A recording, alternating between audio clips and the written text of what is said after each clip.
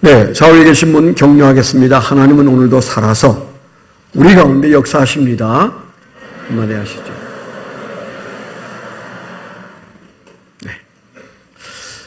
오늘은 저희가 3부 예배가 없고 저녁 예배가 없습니다. 그래서 오후 2시에 드리는 청년 중심 3부 예배에 오실 청년들이 1부, 2부에 흩어져서 옵니다. 이때가 그때다 해서 안 오는 청년도 들어있겠지만 성실한 청년들이 예배 시간이 바뀌었는데요. 이렇게 열심히 와서 앉아 있습니다. 좌우에 청년이다 싶으면 인사 좀 하시죠. 반갑습니다. 앞뒤도 한번 돌아보세요. 반갑습니다. 행복하십시오. 네. 저희 교회 청년부가 요즘 부흥해서 주일 3부 예배 때는 100여 명 이상의 청년들이 예배에 참석합니다. 그래서 청년들이 열심을 내고 있을 때 여러분이 좀 관심을 가져주시면 좋겠습니다. 오늘 저희가 이제 말씀을 함께 하려고 하는 제목이 어미명하노니 그런 제목의 말씀이고 두 군데 말씀을 봤습니다. 두 번째 읽은 말씀이 디모데후서 4장 1절로 8절 말씀인데 가리늦게 예수를 믿은 바울 사도가 주님을 위해서 우리보다 아마 수백 수천 배 그런 환난 속에 살고 고난 속에 살았습니다. 선교의 삶을 사느라고 그가 정말 매도 많이 맞고 죽을 고생도 많이 하고 또 병도 들고 사람들에게 오해도 받고 결국 그는 그렇게 감옥에서 오랫동안 주의 사역을 감당하다가 순교하게 된 사람입니다. 여기에도 우리 교단의 유명한 선교사님 두 분이 와서 계신 것으로 압니다. 정말 그 선교의 삶을 살았던 바울 사도가 그의 사랑하는 아들 같은 제자 디모데에게 뭐라고 말했습니까? 내가 너에게 엄히 명한다. 그렇게 말했어요. 예수 그리스도 십자가에 죽으시고 우리를 이제 부르러 오실 그 예수 그리스도 앞에 그 심판주 되신 예수 그리스도 앞에서 내가 너에게 엄히 명하노니 그랬어요. 엄히 명한다는 말이 뭐예요? 엄격하게 내가 무겁게 명령한다. 그렇게 말했어요. 그리고 한 말이 무슨 말씀인지는 아시죠? 너가 전도의 직무를 다하라. 그런 명령을 하고 그리고 그는 디모데후서 4장에 있는 말씀을 기록한 지 얼마 안 된 후에 그는 순교했습니다.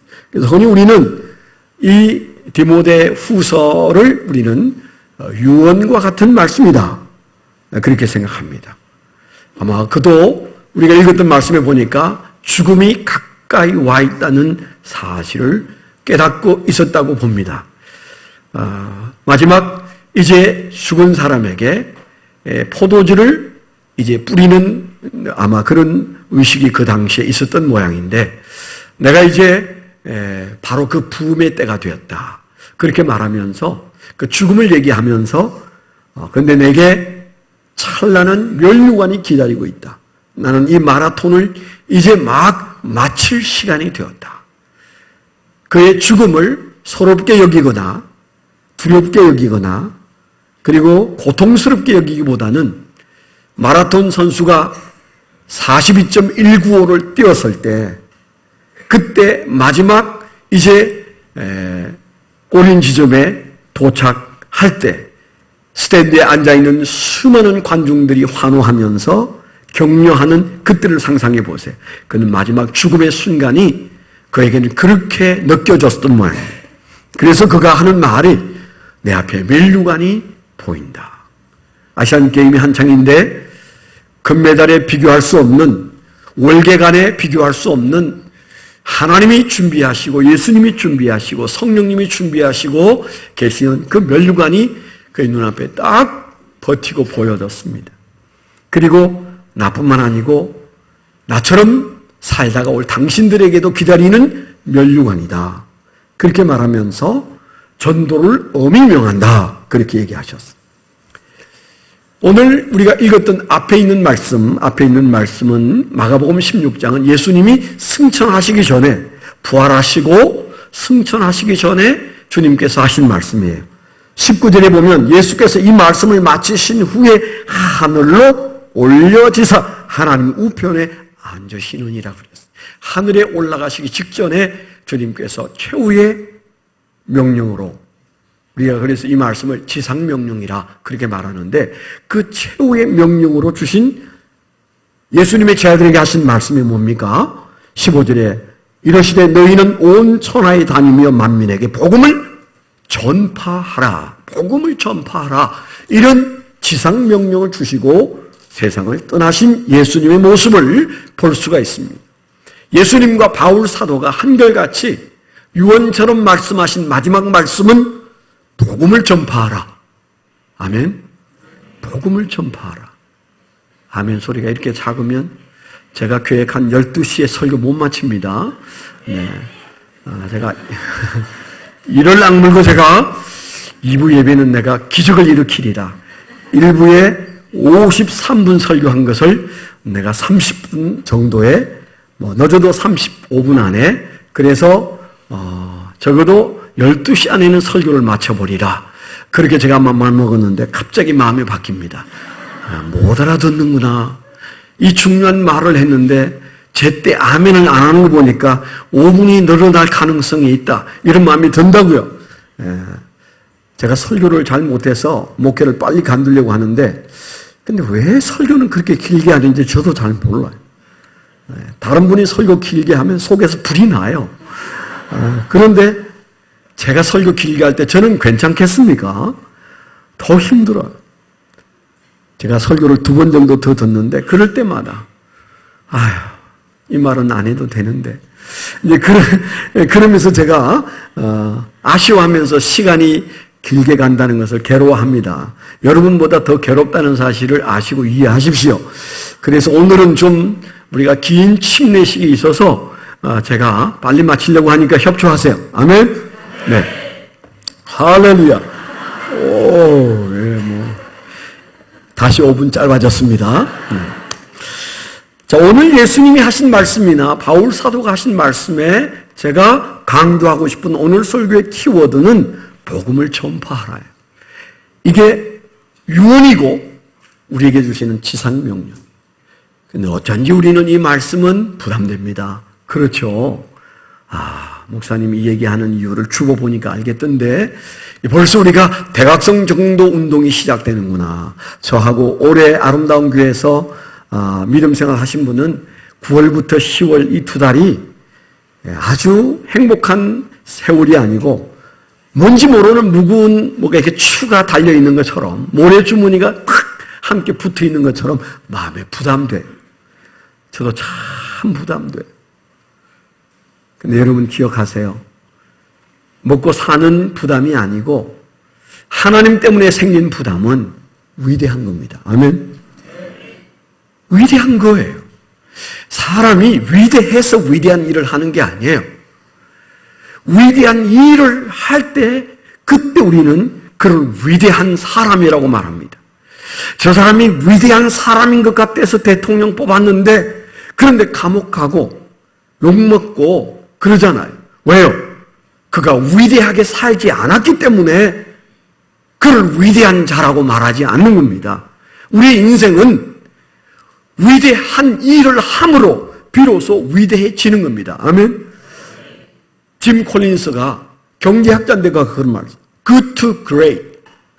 세상의 많은 사업들을 볼 때 좋은 기업은 괜찮더라, 많더라, 오래 안 가더라.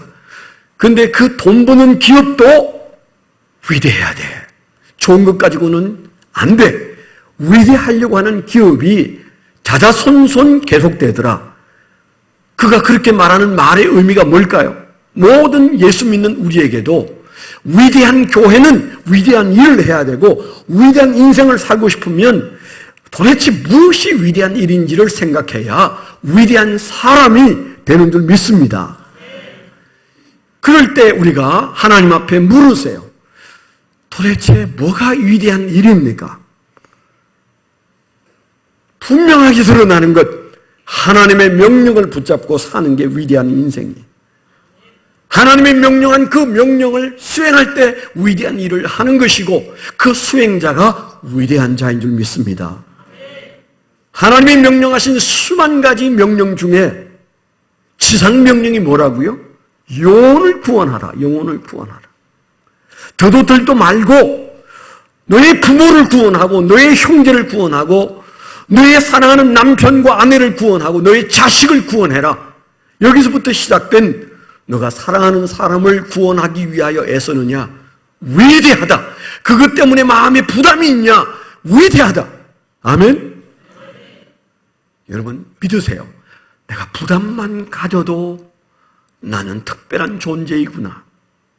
내가 전도 잘 못하지만 내 아내에게조차도 내가 예수 얘기 잘 못하지만 부담은 있어요. 하나님, 내 자식에게 예수 얘기 좀 해서 그 자식이 내처럼 예수 믿기를 원하는데 말이 안 나와요. 주님, 그래서 마음이 답답합니다. 완전하진 않지만 그 부담, 그 책임감 위대합니다. 먹고 사는 문제 아니지만 더 중요합니다. 주님이 그것 때문에 오셨고 주님이 그것 때문에 죽으시고 주님이 세상 떠나시면서 하늘 올라가시면서 그때 하신 말씀이 뭐예요? 복음을 전파하라. 복음을 전파하라. 여러분 분명히 말씀을 드립니다. 여러분에게 선포하지 않은 죄를 짓지 않기 위하여 목사가 유언처럼 말합니다. 이것보다 위대한 일은 없습니다. 복음을 전하는 일보다 위대한 일은 없습니다. 결코 없습니다. 자식들에게 잘해주고 싶지요. 네, 여러분이 하고 있는 일이 잘하는 일 맞습니다. 부모 노릇 잘하고 있습니다. 그러나 위대한 부모 되고 싶습니까? 자식 구원시키세요. 그 자식이 예수 믿게 하시고 그 자식이 내가 말하지 않아도 예수 사랑하게 만드십시오. 하나님은 여러분을 그날에 위대하다고 말씀하여 주실 줄 믿습니다. 왠가 하면 오늘 주님께서 지상 명령으로 하신 말씀이 바로 그 말씀이고 우리는 이 말씀 앞에서 영혼을 추수하는 가을, 산으로 들러 다니는 것도 중요하지만 우리 눈에 좋은 것 집어넣고 우리 입에 좋은 것 집어넣고 우리의 감정에 좋은 것 불어넣는 것 중요해요. 그거 필요 없다는 거 아니에요. 하나님이 주신 세상을 즐길 수 있을 만큼은 즐기세요. 저도 즐기면서 살고 있습니다. 순교하듯 살지 않아요. 그래서 저 선교사님들에게는 조금 미안하긴 해요. 그래서 선교사는 항상 제가 피해서 다닙니다. 저런 사람 만나면 내가 할 말이 없다. 그래서 선교사 별로 안 좋아해. 왜요? 그렇게 못 사니까. 그렇게 못 사니까. 좋은 차 타고 좋은 것 먹고 하고 싶은 대로 이 좋은 환경 속에서 사는 목사가 무슨 선교사 앞에서 할 말이 있어요.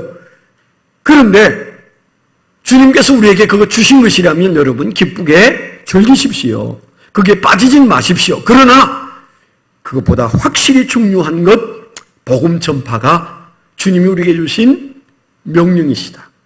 엄히 명한다고 하신 말씀이 전도하라는 말씀인데 때를 얻든지 못 얻든지 너의 직무인 전도를 다하라는 말씀 앞에 우리는 유구무원이에요. 그래서 마음이 무거워요. 괜찮아요. 마음이 무거운 것 자체가 신앙이고 거기에서부터 출발하는 겁니다. 9월 1일부터 시작되는 대각성 전도 운동, 여러분 그 운동을 피해 다니지 마시고 그 무거운 것 여러분들이 짊어지시고 가십시오. 저도 전도 잘 못하는 인간이기 때문에 참 부끄럽지만은 그러나 누군가에게 예수 믿으십니까? 너무 좋습니다. 당신이 예수 믿을 수 있도록 기도하겠습니다. 요 세 마디만 해도 마음이 기뻐요. 기분이 좋아요. 우연히 만난 사람 만나서 그 세 마디만 해도 날아갈 것 같아요. 짐을 벗는 듯한 기분이 들어요. 왜 그럴까요? 주님이 내게 명령하신 것이 마음에 무거웠는데 그 10,000분의 1이라도 내가 조금 노력한 것 같아서 목사도 그렇게 기분이 좋아요. 여러분 올 가을에는 우리가 그저 여러분이 가지고 있는 능력껏 전도하십시오. 전도에 은사가 있는 분도 있고 전도에 능력이 있는 사람도 있어요. 그러나 하나님은 은사 주신 사람에게는 은사를 물을 것이고 능력 주신 사람에게는 능력을 물을 것이고 은사도 없고 능력도 없지만 깨달은 것 때문에 누군가를 붙들고 예수 얘기했다면 하나님은 거기에 맞는 상을 주실 줄 믿습니다. 오늘 주님께서 우리에게 이 말씀하신 이 말씀 앞에 오늘 우리가 마가복음 16장과 디모데후서 4장에서 우리에게 주시는 우리가 이 가을에 복음 전파에 애를 써야 할 이유, 복음 전파가 나를 붙잡고 있는 이유, 복음 전파를 통하여 믿음이 자라는 우리의 삶이 되기 위하여 이 말씀을 우리가 명령으로 받아야 될 이유 몇 가지만 간단하게 생각할 텐데요. 첫째는 부활의 믿음, 부활신앙, 흔히 우리가 부활신앙이라고 말하는 부활 믿음이 들어온 사람은 그 부활의 믿음이 큰 만큼 우리는 복음 전파를 하게 돼 있어요. 복음 전파에 열심을 내지 않습니까? 부활신앙이 메말라 있어. 다른 말로 바꿔 말하면 이 말씀은 이중성이에요. 다른 말로 바꾸면 여러분들이 정말 부활신앙을 가지고 살고 싶습니까? 복음 전파에 관심을 좀 더 기울이세요. 해야 돼. 이건 내 책무고 내 의무고 이것은 내가 피할 수 없는 하나님의 지상명령이다. 은사가 없어도 능력이 없어도 나는 이 말을 해야 돼. 여러분 그런 마음이 여러분 든다면 부활신앙은 피어오르기 시작합니다. 마치 끄커놓은 꽃에 물을 부으면 불과 몇 분 안에 파릇파릇 살아나듯 우리 교회 사청에 이렇게 화분에 큰 화분에 나무들이 쭉 심겨 있어요. 요즘 이번 더워서요 물을 주고 몇 시간 지나면 다시 이파리가 오그라들어요.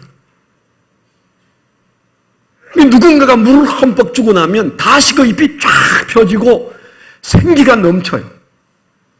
우리가 복음을 증거하면 우리 신앙이 다시 생기를 얻게 되어 있습니다. 그런데 우리가 계속 두면 점점 시들게 되어 있어요. 죽은 것처럼 될 수 있어요. 여러분 예수 그렇게 믿고 싶으세요? 내가 예수는 믿는데 죽은 것 같아. 아무것도 못하겠어. 모든 게 귀찮아. 혹시 여러분 중에 그런 분 안 계십니까? 여러분들이 복음 전파에 마음의 부담은 있는데 노력하지 않았기 때문에 우리 안에 있는 부활신앙이 꿈틀거리지 않기 때문이고 다른 말로 한다면 내 안에 있는 부활신앙이 자라면 우리는 복음을 전하지 않으면 견딜 수 없는 마음이 일어나게 되어 있어요. 오늘 말씀에 보면 예수님께서 부활하신 후에 승천하시기 전에 그들 가운데 나타나셨는데 그들에게 뭐라고 말씀하셨어요? 꾸짖으셨다고 그랬어요. 그 후에 11 제자가 음식 먹을 때 예수께서 그들에게 나타나서 개도 밥 먹을 때 야단을 안 친다는데 예수님이 11 제자들에게 나타나셔서 음식 먹을 때 그들의 믿음 없는 것과 마음이 완악한 것을 꾸짖으시니 오늘 여러분 점심 드실 거죠? 점심 드시기 전에 주님의 꾸중 앞에 아멘 하시면 그래도 여러분들이 주님 앞에 칭찬받을 겁니다. 예수님께서 밥 먹는 데 찾아오셔서 그들을 꾸짖으셨어. 왜요? 너무 답답해. 뭐가 없어요? 믿음이 없는 것에 대하여 꾸짖으시고 마음이 완악한 것을 꾸짖으셨어요. 믿음이 없다는 것은 그말 그대로 믿음이 없는 거예요. 마음이 완악하다는 것은 뭐예요? 내 마음을 내가 딱 붙잡고 있어. 리모컨으로 안 열어주고 예수님의 마음을 못 들어오도록 하나님의 말씀이 못 들어오도록 믿음의 비밀이 내 마음속에 나를 지배하지 못하도록 저 김용호 목사의 설교가 내 마음을 파고 들어오도록 활짝 열어야 되는데 7개의 문을 가지고 와가지고 하나 정도 열어놨어요. 하나. 6개 안 열렸어요. 농담 삼아 말합니다. 여러분의 마음의 문이 몇 개쯤 열렸는지 보인다니까요. 3개 열어놓고 조는 분 계셔. 뭐 졸리는 것 이해는 합니다. 설교 들을 때 졸리는 것 참 그것처럼 단잠이 없어요. 그런데 적어도 마음이 열리다가 말았기 때문에 졸리는 겁니다. 아니 이렇게 소리를 치는데도 잔다면 음악을 틀어도 못 주무시는 분들이 그건 여러분의 죄라기보다도 여러분의 마음의 문이 활짝 열리지 않아서 그래요. 여기 주님께서 뭐라고 말씀하셔요? 너의 마음이 믿음을 받아들이려고 하지 않는 완악함이 있다. 미련함이 있다. 그런데 그 믿음이 뭐라고 말씀하세요? 이는 어떤 믿음이에요? 믿음 없는 것을 책망하셨는데 안 믿으려고 막 도리질하는 것을 꾸짖으셨는데 주님이 말씀하신 그 믿음은 어떤 믿음입니까? 그 다음에 보면 14절에 이는 그 이유는 예수님이 살아나신 것을 안 믿어서 그래요. 예수님이 살아나신 것을 안 믿어서. 예수님이 부활해서 왔다 갔다 하시는데 안 믿어요. 누가? 예수님의 제자들이. 그런데 오늘 말씀을 보면 예수님이 부활한 것을 보고도 안 믿는 게 아니에요. 어쩌면 이 말씀은 조금 이렇게 붙어 있는데 예수님이 도마가 없을 때 10명의 제자가 있을 때 주님 거기에 부활하고 나타나셨는데 예수님이 다녀가신 후에 도마가 돌아와서 깜짝 놀란 얘기를 들었잖아요. 예수님이 부활해서 다녀가셨다. 뭐라고 그랬어요? 내가 그 손가락으로 옆구리 확 찔러보기 전에는 난 안 믿어. 이게 완악함입니다. 안 믿고 못 믿는 거죠. 그렇게 아마 얘기했던 그때인지 그 뒤에 있는지 잘 알 수는 없지만 예수님께서 왜 내 부활을 믿지 않냐? 그렇게 말씀하시는 말씀의 어투가 뭐예요? 내가 부활해서 보여줬는데도 왜 안 믿어? 이 얘기가 아니에요. 내가 부활한 것을 보았다는 사람들의 얘기를 왜 안 믿냐? 너는 못 봐도 괜찮아. 부활신앙이란 보고 믿는 게 아니요. 본 사람의 얘기를 믿는 거야. 이 얘기를 하고 계시는 거잖아요. 이해가 되십니까? 여러분, 이 중에도 부활을 못 믿는 분들이 많으세요. 나 그런 얘기하면 힘들어. 무슨 죽은 사람이 부활을 하긴. 그래서 예수를 반만 믿는 분들이 계셔요. 안 봐서 못 믿는 것 아닙니다. 예수님께서 보고 믿으라 그러지 않았어요. 도마에게는 너희는 본고로 믿느냐? 보지 못하고 믿는 자가 복되다. 여러분, 복받는 신앙은 안 보고도 믿는 것인데 본 사람이 봤습니다. 그런데 그 사람이 믿을만 하면 그 사람 말을 우리가 믿습니다. 그렇죠? 그래요, 안 그래요? 네. 성경이 진리입니다. 우리가 성경을 믿습니다. 왜 믿습니까? 이 하나님이 가라사대, 하나님이 말씀하시고 예수님이 하신 말씀이니까 진리고, 그리고 이 진리는 수천 년 동안 증명되었습니다. 여전히 이 말씀은 살아있습니다. 지나온 자들이 찢었지만 살아있고, 공산주의자들이 찢었지만 살아있습니다. 공산주의는 수많은 사람을 죽이고 사라졌어요. 그런데 성경은 살아있잖아요. 그러면 그것은 진리가 맞습니다. 성경이 그렇다면 그런 줄 믿는 것이 부활신앙. 아멘? 그렇게 안 사신다고요? 그렇게 살아요. 여러분, 20층에서 날아보신 분 계세요? 내가 20층에서 한번 뛰어내려 보리라. 계실 리가 없지. 그런 사람이 있었다면 지금쯤 다 가루가 돼서 사라졌으니까. 그 왜 안 뛰어내려 보셨는데? 우리 아들은 뛰어내린 적이 있어요.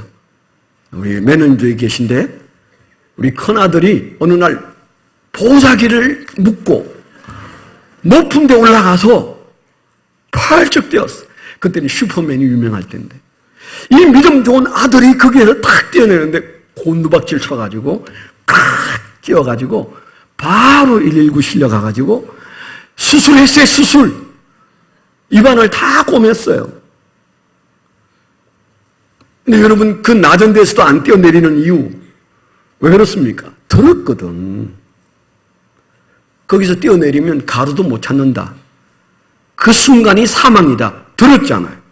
그랬기 때문에 여러분, 아무도 뛰어내린 사람이 없고 그것은 믿지 않습니까? 여기서 내리면 죽는다고 했어. 실험한 적 없고 경험한 적 없고 말만 듣고도 안 뛰어내려. 그게 믿음입니다. 해보고 믿는 거 아니에요. 이해되어서 안 하는 거 아니에요. 신앙이라는 게 뭔데요? 이해되어서 가는 길이 아닙니다. 다른 건 잘도 그렇게 살면서 진리가 말하고 있고 예수님이 분명히 살아나신 것을 성경대로 말하면 그 당시만도 바로 그 현장에서 500명이 보았다고 기록되어 있고 역사가 말하고 경험이 말하고 있음에도 불구하고 우리는 안 믿어요. 그래서 하신 말씀은 뭐예요? 내가 살아나는 것을 본 자들의 말을 믿지 아니함이 믿음이 없는 것이다 그랬어요. 보고 믿는 것 아닙니다. 부활도 그게 어떻게 믿어져? 응? 믿어지는 게 아니라니까요. 믿는 거라니까요. 아멘? 믿어지는 게 아닙니다. 믿어야 믿어집니다. 아멘? 안셀무스가 말한 것처럼 나는 알기 위하여 믿는다 그랬어요. 여러분 침례 받아봐야 침례가 뭔지 살아가면서 새록새록 알아요. 내가 잠깐 몇 초 안에 물에 들어갔는데 그게 뭐 죽는 거야? 그랬는데 그 물에 들어갔다 나오면 내가 죄된 김용포가 죽었다는 사실이 눈물 나도록 깨달아지기 시작해요. 내가 다시 영원히 살아난 사실인 부활한 존재요, 부활의 약속 속에 있다는 존재가 그때 비로소 믿어지기 시작해요. 이 신앙은 믿어져서 믿는 것이 아니고 진리이기 때문에 믿고 그 다음에 믿어지는 것입니다. 그래서 부활의 믿음, 부활 믿음, 부활 신앙 이게 아주 중요한데 이게 딱 들어오면 오늘 말씀에 뭐라고 했어요? 20절에 제자들이 나가 두루 전파할세. 그들이 나가서 전파했어요. 오늘 이 주님의 책망 앞에 서는 사람이 한 사람도 없게 되기를 축원합니다. 두 번째 우리가 생각할 말씀은 우리가 왜 복음 전파자가 되어야 하는가? 왜 9월, 10월은 우리는 단풍을 바라볼 것이 아니라 단풍처럼 죽어가는 영혼을 살리기 위해서 애를 써야 하는가? 두 번째는 복음의 위력 때문에 우리는 이 일을 소중하게 여길 수밖에 없습니다. 어떤 위력이 있다고 그랬어요? 살고 죽는 위력이 있어요. 살고 죽이는 위력이 있어요. 이 세상에 힘이 있다. 살고 죽는 것보다 힘 있는 게 뭐 있어요? 살고 죽이는 것보다도 더 두려운 위력이 어디에 있습니까? 그런데 예수님이 뭐라고 말씀하셨어요? 15절에 또 이르시되 너희는 온 천하에 다니며 만민에게 복음을 전파하라. 16절에 믿고 침례를 받는 사람은 구원을 얻을 것이요 믿지 않는 사람은 정죄를 받으리라. 여러분 인생이 살아가는 길이 많은 것 같으죠. 여러 갈래가 있는 것 같으죠. 아무리 여러분들이 갈래길을 가도 종착점은 딱 하나입니다. 죽음뿐입니다. 예외는 하나도 없어요. 다 죽어요. 근데 그 죽음을 성경은 뭐라고 말합니까? 죽음은 끝이 아니다. 진정한 시작이다. 아멘? 죽음은 비로소 시작이에요. 이 사는 것 아무것도 아니에요. 이게 대단한 거면 아니 짐승보다는 오래 살고 나무보다는 오래 살아야 되잖아요. 오래 삽니까? 500년 살고 있는 나무 밑에서 여러분 무슨 생각하세요? 이 소나무보다 내가 못한 존재구나. 100년을 사는 짐승들 앞에 우리가 무슨 할 말이 있어요? 이 세상에 수많은 생명체가 수천 년을 살기도 하는데 우리는 고작 그저 많이 살아야 80년, 90년, 최고 더 늘려도 100년 그 정도 살면 충분히 살았다고 말하는 이게 충분한 겁니까? 충분하지 않아요. 병들고 노망 들어서 힘드니까 빨리 죽는 게 더 좋다고 말할 뿐이지 지금보다 더 넉넉하다면 1000년쯤 사는 것 어떻습니까? 아멘도 안 하네. 네. 그렇게 사라지지 않는다는 믿음은 있으신 모양. 여러분 기억하세요. 오늘 말씀이 우리에게 하시는 말씀, 길은 죽음 다음에 두 길밖에 없는데 하나는 구원받아 천국 가는 길이고 하나는 바로 지옥불에 떨어지는 길. 성경이 말하고 있습니다.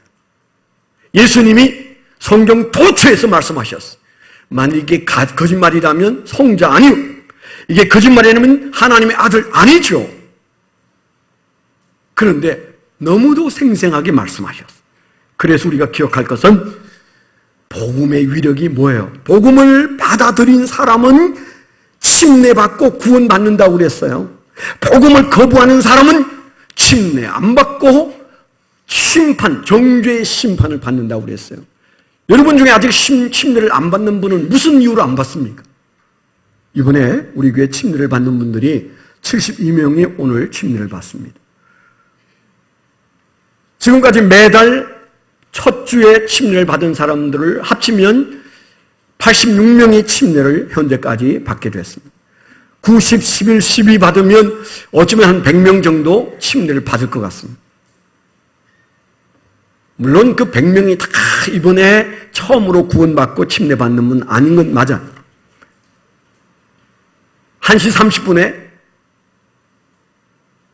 이미 예수 믿고 세례나 침례 받은 사람이 다시 침례를 받는 사람이 아닌 사람들이 간증할 겁니다. 그런데 우리가 기억할 것은 이 침례를 받았다는 말은 외적으로 구원받았다는 말이 되고, 나 침례 싫어요, 나 세례 싫어요, 나 영세 싫어요, 그런 거 필요 없어요. 그 사람은 첫날을 교회 다녀도 예수 안 믿는 사람. 왜 거부하는데? 거부할 이유가 뭔데? 성경을 믿고 예수님이 명령하신 이 말씀 앞에 오늘도 있잖아요. 믿고 침례를 받은 사람은 구원을 얻을 것이요, 죽고 사는 문제인데 침례를 안 받아요? 복음을 우습게 여기는 사람이거나 아직 복음이 뭔지를 모르기 때문에 거부하고 있는 겁니다. 내가 몰라서 조금 딜레이하고 있는데, 아니 거부요. 현재까지는 거부요. 그 이상한 소리 하지 마요. 나 아직 침례 못 받아요. 아직 준비가 안 됐어요. 아직까지 거부하고 있는 겁니다. 오늘 죽으면 지옥 갑니다. 두려운 말씀이잖아요. 내 자식이 오늘 죽으면 지옥 간다는데, 뭐 그럴 수도 있지요. 가봐야 알지요. 여러분, 그런 믿음의 사람이 제대로 된 신앙인이 아니에요. 위력입니다. 엄청난 위력을 가지고 있습니다. 살고 죽는 문제, 그보다 큰 문제는 없어요. 그래서 오늘 말씀은 분명히 우리에게 두 가지 최후가 딱 등장하는데, 하나는 구원받는 최후, 다른 하나는 지옥불에 떨어지는 최후.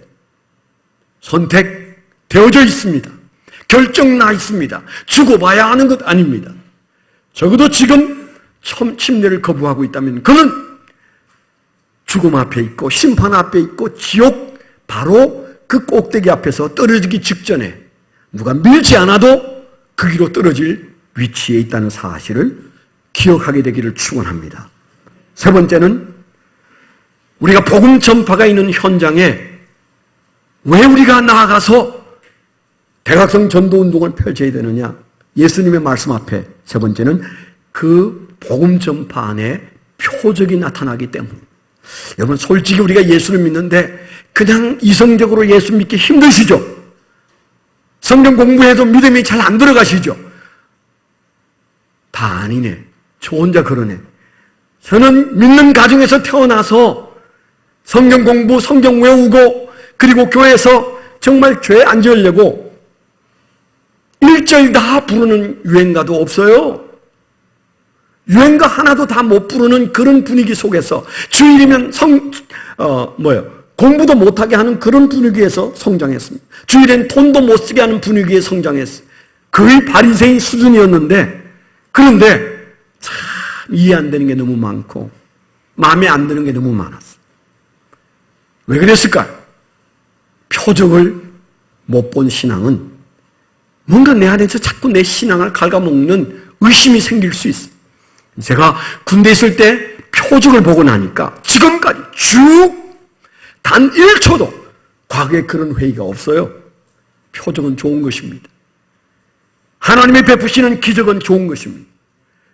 그래서 우리가 주님, 나 표적 보고 싶어요. 안 줘요. 표적은 언제 생긴다? 복음 전파하는 현장에서만 생깁니다. 아멘? 주님이 뭐라고 말씀하셨어요? 17절에 믿는 자들에게는 이런 표적이 따르리니, 믿는 자들에게는 이 믿음으로 복음 전파하는 자들에게 일어나는 표적, 곧 그들이 내 이름으로 귀신을 쫓아내며 새 방언을 말하며 뱀을 집어올리며 무슨 독을 마실지라도 해를 받지 아니하며 병든 사람에게 손을 얹는 즉 나으리라. 우리 교회 안에서도 여러분의 인생에서도 또 우리 주변에서도 우리가 표적에 대한 얘기는 끝도 없이 많이 듣고 보고 있습니다.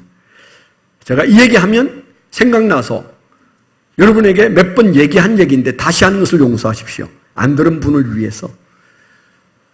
제가 1998년에 미국에 가서 빈야드 교회를 방문한 적이 있어요.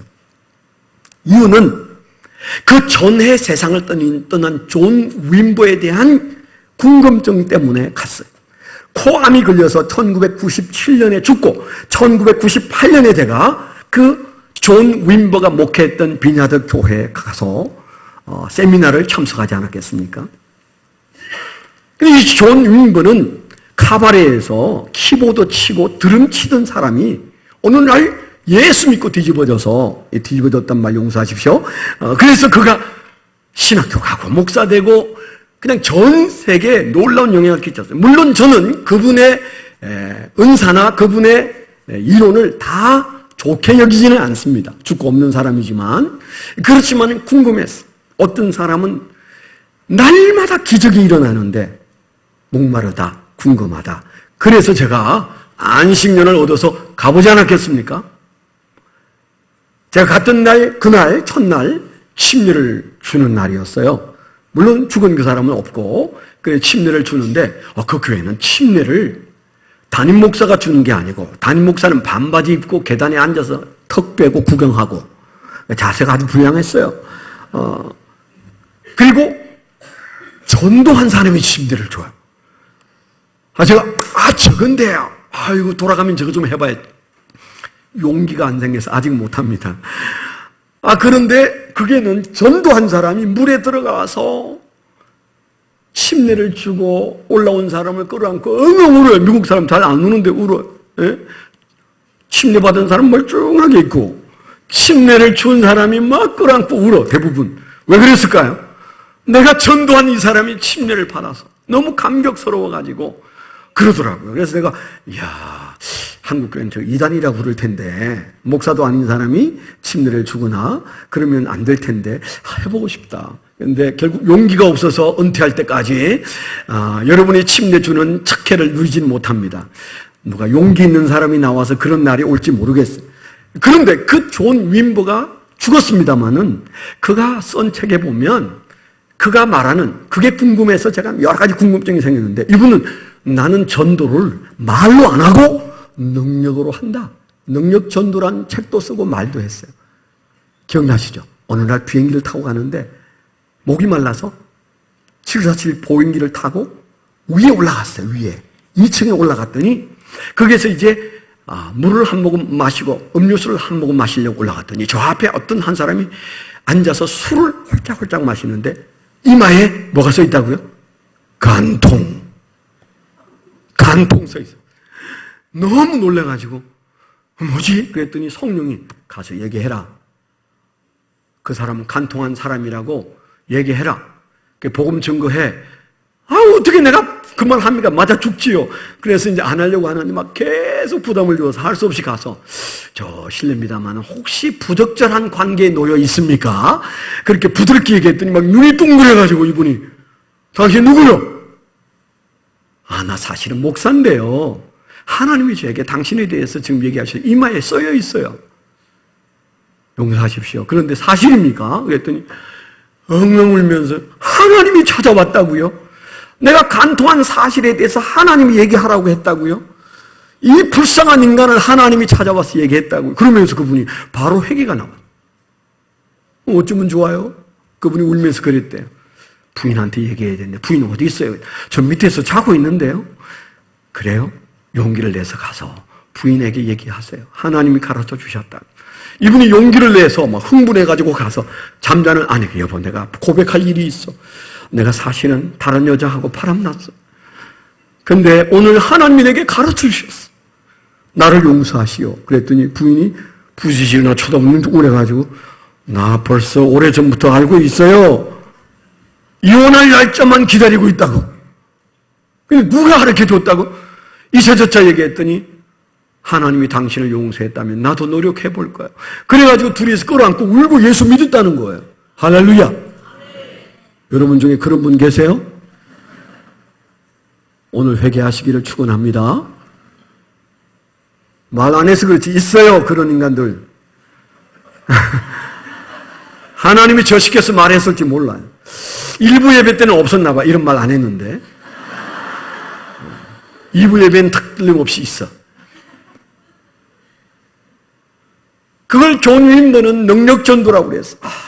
하나님이 원치 않는 그런 능력을 주셔서 내가 사람들에게 복음을 전하더니 기적이 일어나서 사람들이 예수를 믿는데 놀랍더라. 바로 변하고 꼬꾸라지더라 그랬어. 여러분, 오늘 말씀에 분명히 말했어요. 안방에서 일어나지 않는 표적. 여러분, 솔직히 저와 여러분들이 이곳에서 이 좋은 공간에서 편안하게 그냥 축도하자마자 그냥 달려가서 좋은 음식집 가고 그리고 안방에 들어가서 텔레비전 보고 무슨 표적이 일어나겠어요? 왜 일으키는데? 안 일으킵니다. 선교사님들 만나보셔요. 그분들이 겪고 그분들이 보고 그분들이 날마다 목도하는 현장이 표적의 현장이에요. 왜요? 그게 있기 때문입니다. 복음 전도자의 자리에 있기 때문입니다. 이런 표적이 따르리니 그들이 내 이름으로 귀신을 쫓아내고 새 방언을 말하고 뱀을 집어올리고 무슨 독을 마실지라도 해를 받지 아니하며 모든 병든 사람에게 손을 얹는 즉 낫는 역사 여러분의 목장에서 일어나게 될 줄 믿습니다. 세 번째, 네 번째는 10초씩 얘기하겠습니다. 세 번째, 예수님의 임재를 그때 맛보게 되어 있으므로 우리는 복음 전보자입니다. 오늘 말씀이 뭐라고 그랬어요? 19절에 주 예수께서 이 말씀을 마치신 후에 하늘로 올려지사 하나님 우편에 앉으시니라. 하나님 우편에 올라가 앉아 계신 모습이 19절이고 20절에는 제자들이 나아가 두루 전파할 때 주께서 함께 역사하사 하나님 우편에 앉아 계시던 예수님이 그들과 함께 계신다고 말씀하셨어요. 언제요? 복음 전파할 때. 아멘? 하늘에 계신 예수님을 체험하고 싶습니까? 복음 전파하십시오. 어미명한 그 명령을 붙들고 나가십시오. 그러면 주님이 함께 계시는 사실을 경험하고 그 주님의 역사를 보게 될 줄 믿습니다. 다섯 번째는 면류관이 기다린다고 그랬어요. 지금 우리의 삶은 그저 8, 90년 사는 것 한순간에 지나갑니다. 한순간에 지나갑니다. 이거는 그냥 우리가 출장 나왔다 가는 길이에요. 영원히 살 곳에 우리가 곧 갈 겁니다. 저도 모르긴 몰라도 10년이나 20년 안에 틀림없이 갈 것 같아요. 가야죠. 무슨 일이 있어도 가야죠. 암이 걸려도 가야죠. 사고가 있어도 가야죠. 아멘. 순교해서 가면 더 좋고. 왜 이렇게 목사가 얘기할까요? 약 팔고 있습니까? 아닙니다.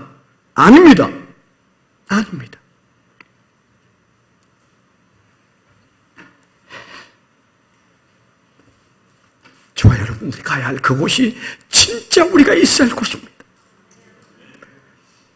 잠시 이렇게 살다가 우리가 그 나라에 들어가서 주님의 칭찬과 면류관을 받게 될 줄 믿습니다.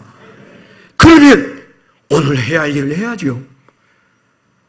할 수 없어도, 은사 없어도, 능력 없어도, 입이 무거워도, 그가 내 말을 듣지 않아도 복음 증거하게 되기를 축원합니다. 기도하겠습니다. 하나님 아버지, 우리가 가는 인생길이 나그네 길이요, 출장 왔다가 가는 잠깐 동안의 길일진데 여기에서 우리가 먹고 마시는 일에 취하여 살지 않게 하시고 이 좋은 가을에는 하나님의 명령을 붙들고 살리라. 우리가 그런 마음으로 주님 앞에 서게 하여